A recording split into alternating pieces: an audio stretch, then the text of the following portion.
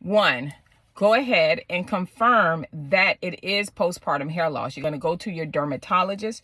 Your dermatologist is going to let you know that whether it's postpartum hair loss or something underlining. Once they do that, they're going to also maybe recommend a specific shampoo for you, or maybe also talk to you about scalp manipulation, like hair follicles, to massage your hair follicles. So they're going to give you that kind of information. Two, what you're going to do to cut that postpartum time in half of your hair loss and restore your hair is you're going to create hairstyles, or not create, but you already know, find different hairstyles that you can camouflage where the spots are, because normally they're typically up here, but you're going to camouflage those spots, whether it's with an updo, extensions, nice braids that come across, right? But make sure you don't put any tension on the bald spot areas, okay?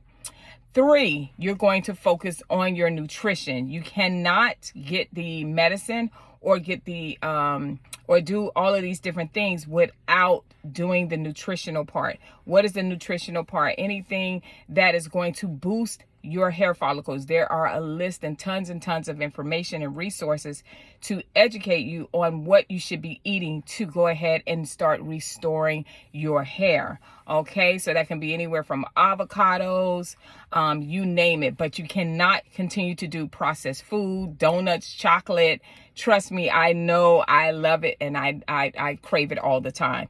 But in order to restore your hair, those are the things you're going to need. Last but not least, your bonding time with your baby. Okay, that's the whole purpose. I want you to imagine to yourself when you were pregnant, all the things that you thought about when you found out you were pregnant, how you're going to teach your baby swimming lessons, their first tooth, when they first turn over, their cooing, the baby pictures, right? Blending them in with your already made family, right? So these things, what's going to happen when you start bonding and taking the focus on the positive, which is your beautiful baby, what happens is you increase the hormones that's called oxytocin. That is the love hormone, which helps during childbirth. It helps you with breastfeeding, and it also helps you with the bonding of you and your child. Okay, so these are the things that can cut your postpartum hair loss in half and actually get you to start restoring your hair.